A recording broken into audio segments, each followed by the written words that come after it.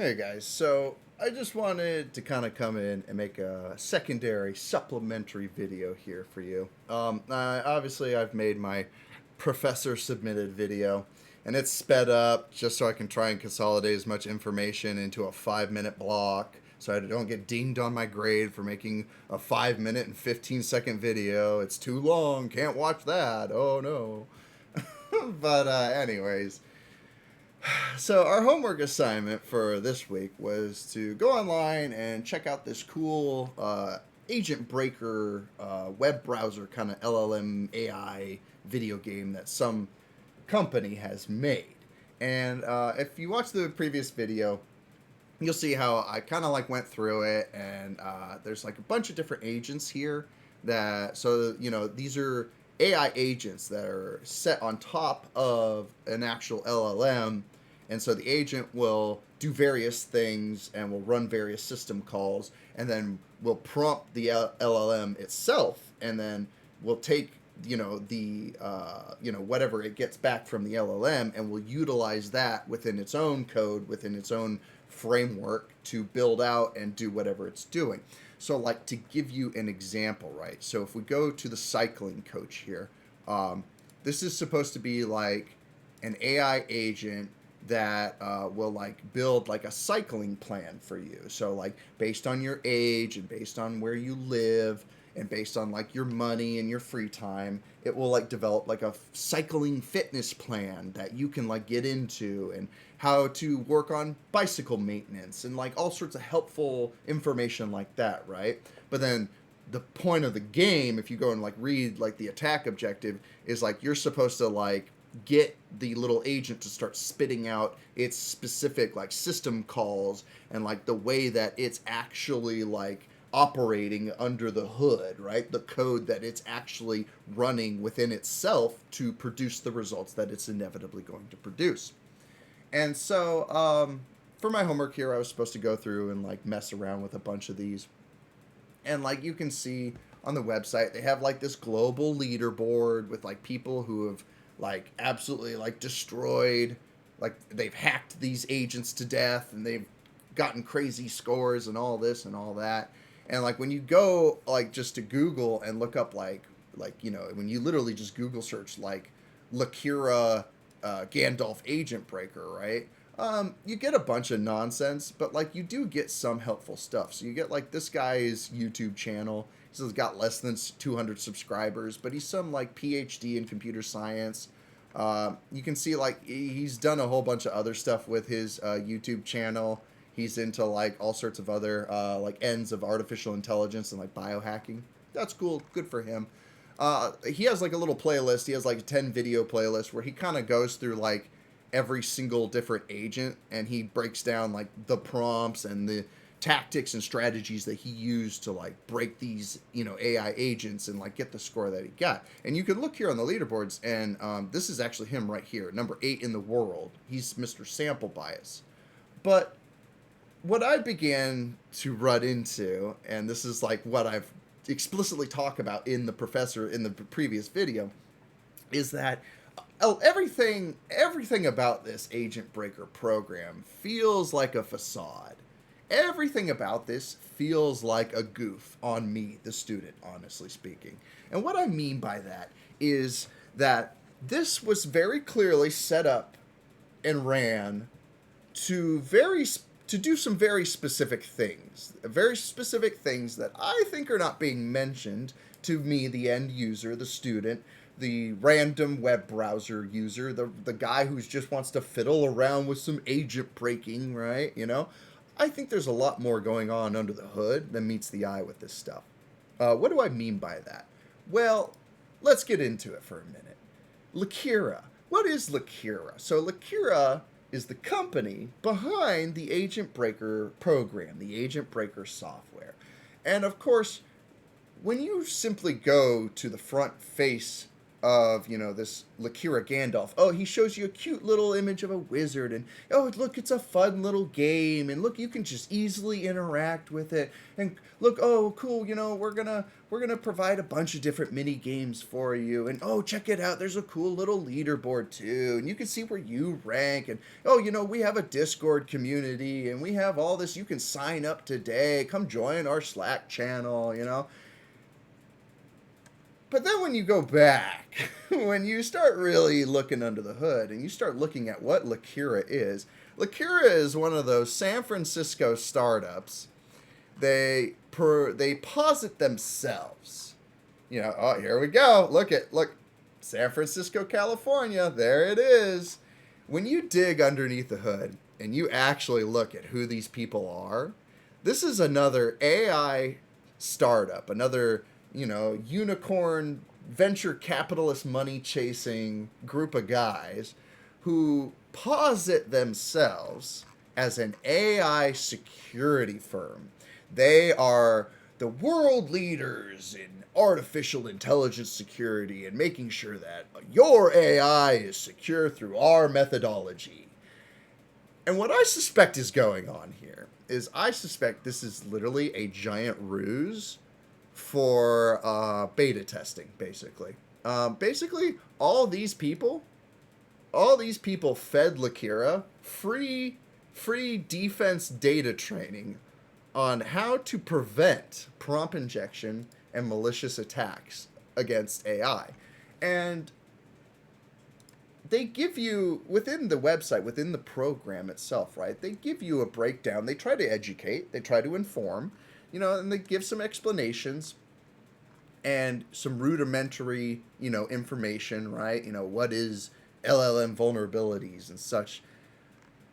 But then, when you start to break down what they're telling you and what they're showing you on this website, and when you start actually digging deep into the resources, when you look at this guy, and this is the big main exterior resource, right? This is the guy who's put out the most information about this code breaker thing since its release. And what's interesting is when you start to dig deep, every single thing is time-stamped and dated for 6 to 8 months ago. And when you go through this guy's playlist, when you watch, isn't that interesting? He doesn't even actually set up a particular playlist for those videos. But he does have a whole mess of these videos that you can go and find on his YouTube channel. And it's interesting to me that, here we go, here's the whole list of them, right? So he banged all these out basically right when the thing came out. And he scored that leadership. He scored on the leaderboards at the time. And if you go watch his videos, you'll see it for yourself. He ended up placing number 6 in the world, but now since then he's been bumped down to 2 spots. But the thinking in my head, and I don't know, maybe I'm crazy for thinking this, right? But the thinking in my head is, if a lot of people were getting into this, and if this became a widely popular, widely distributed thing, right, he would have lost that leaderboard probably relatively quickly, especially within 6 months' time. Anyone who's a gamer, anyone who's ever participated in a live global leaderboard of any type of competition, whether it be video games, a hackathon, name your contest, right? Pie eating, I'm sure, right? You can go and watch live leaderboards, and you can watch them fluctuate and shift on an almost hour-by-hour basis. If you want a perfect context example, literally, go look up video game speedrunning. Go look up a brand new launched game and watch how fast those leaderboards day by day change. And the fact that this leaderboard is pretty much entirely stagnant obviously speaks to me and tells me, one, nobody's really playing with this. But what's also happening is, when you go and watch this guy's videos, he gives you literally a text-by-text breakdown of what he did to score his 100%. So then if you go, and if you put in the exact same prompt that he put in, and keep in mind, in his videos, he only goes through level 1. there's all these other levels. It can get a lot harder and a lot more difficult, a lot faster. And that's how he got the super mega score that he got, right? So in his videos, he's only breaking down level 1. He's only giving away the novice answers. He's not giving away anything big or crazy, right? Well, literally when you go through and one for one copy everything he's ever done and everything he's ever said, I'm telling you right now, if I could get back to it, you will not end up with the same scores he ends up with. Some of these literally see right through what you're doing and instantly put the lock gate in front of you, absolutely deny you access. And what I'm beginning to suspect and what I'm beginning to realize is that this is not simply an educational free game to be put out there for people to just learn about prompt injection. That's not what's going on here. I believe that this is a live data harvesting experiment, social experiment, if you will, that is actively taking in the prompts, actively looking at the results that you get, and they are actively updating their internals. Because like within their own like purported, within their own posited information, they describe like level 1 is like, oh, well, level 1's supposed to be really super easy. You could just directly ask for the answer and it'll give it to you. No issues, no problems at all. But then like when you actually get into it, that's not at all what's going on. That is not at all what's going on. You have to actually like build some like really goofy, highfalutin prompts in order to actually even like hit on the leaderboards to even get a relative score. And I admittedly, I've only spent a couple hours. I've only spent about 6 hours on this website trying to fight the agent breakers and trying to figure out what's going on. And I have looked around on external resources and external information. I found some blog post that some guy made back in September of 2025 where this guy kind of goes through like his methodology and what he utilized to break it down. But like when you employ the tactics and strategies of like the people who are trying to help, it's all for naught. A lot of it doesn't work at all. A lot of it, you instantly get slammed out, even at level 1 of all things.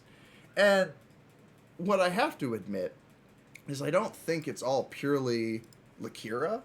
I think a lot of what this is I think they have built the agent breaker is an AI agent kind of overlay that is layered on top of like an actual LLM call. So I think they are actually calling into ChatGPT live. And that's literally what you're getting. And then obviously the agent is curated in a very particular way, in a very particular manner, to come back with a very particular, output.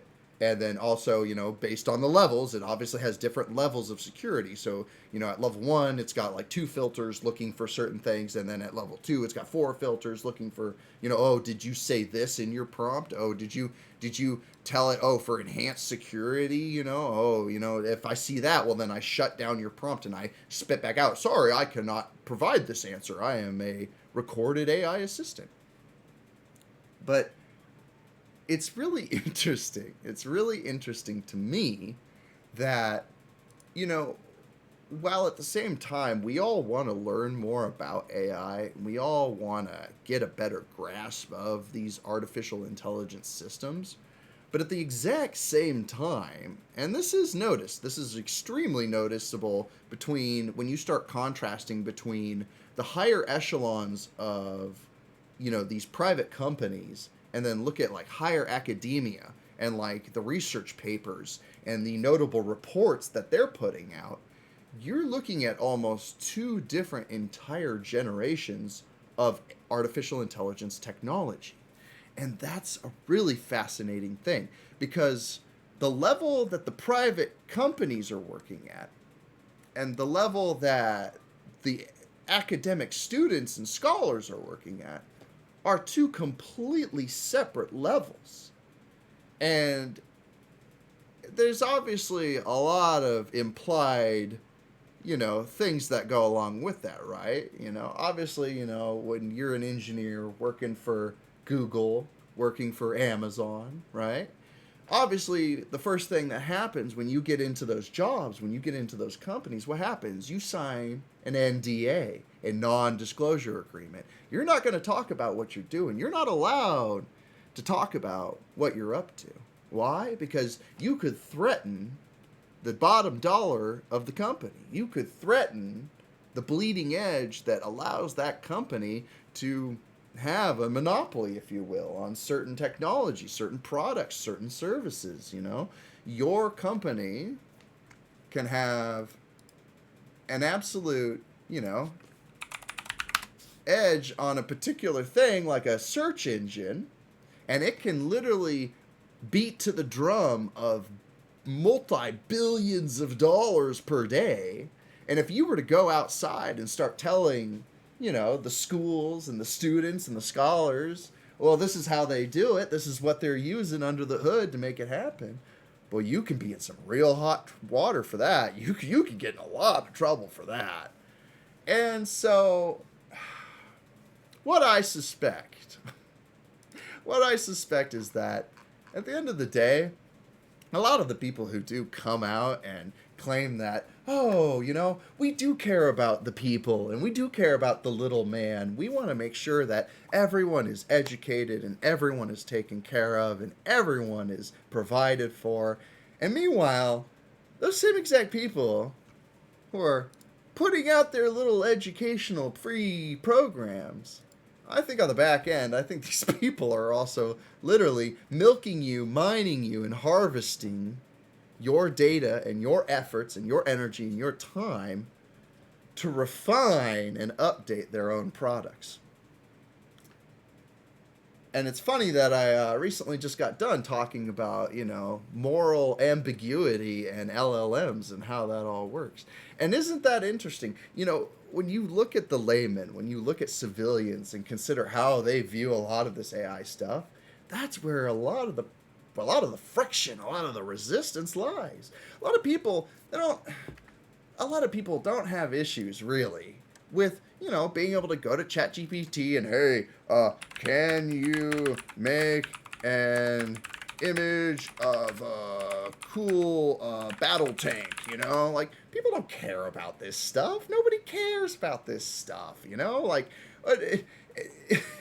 if you can find a goofy use for this, great, fine. The modern man does not care about a lot of this technology, but they do enjoy that the access and the entitlement and the capability that comes with this kind of technology. Most people will acknowledge and admit, like, this is cool. Like, maybe I need an image of a cool battle tank, and I don't know, maybe I'm gonna put it as my computer wallpaper background, right? Like, and obviously we've seen some people try to utilize this stuff in a commercial sense too. But oftentimes, a lot of people agreed, like, this isn't really art. Like, the courts literally just ruled you can't copyright AI generated art because there's nothing to copyright. There's no artist to protect. This is simply a computer rendition, And yeah, you can utilize it for commercial goods. You can try to, wrap it into your product and your service as best as you can. But oftentimes when you talk to the normal guy on the street, they can recognize the difference between this and like an actual artist rendition of a battle tank. You know what I mean? Like, there's still, even to this day, just a complete tier level difference of quality and quantity that goes into human actual craft compared to AI generated. And that's fine, that's great. Nobody really has a major issue with that. Where the major issue lies is in all this ethical moral nonsense. In ChatGPT telling kids and teenagers to, go jump off of a bridge in Minecraft. That's not okay. That's some scary stuff. What is going on here, right? And so when you have morally dubious people performing morally dubious things with bleeding edge technology, of course we end up in the situation we find ourselves in, where, people look at, the newest, headlines of Sam Altman, right? And people just are disgusted. Anytime they see this face, people are just physically repulsed. And why?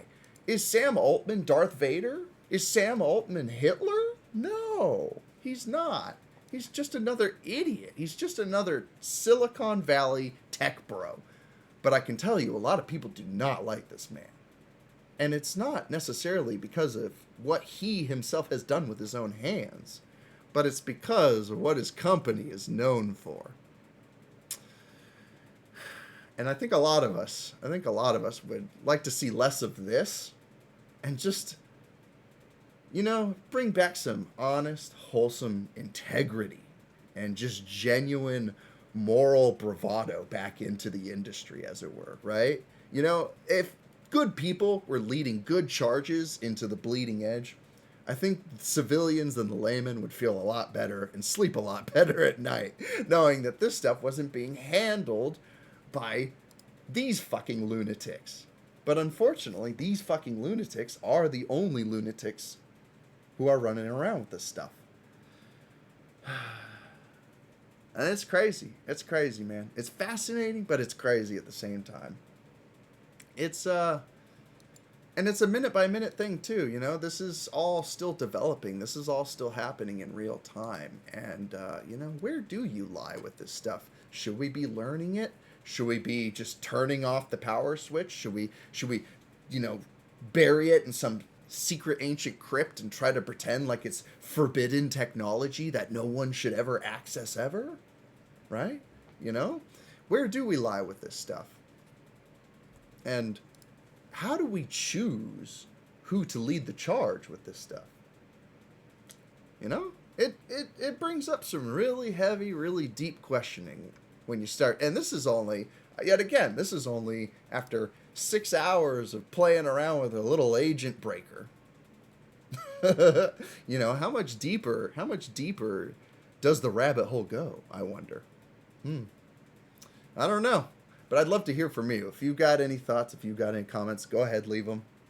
Other than that, I hope that this goofy video tickled your brain matter. I hope that this got you thinking a little bit. And I hope that maybe you learned something. Maybe you gained something from all of this. Maybe you now know that the next time you see a Lakira, maybe, I don't know, that's kind of a sus name now. That's kind of a sus looking company logo now. I don't know about those guys. I don't know what you got out of it, but I do hope you got something. Regardless of my ramblings. Until next time, I'll see you guys later.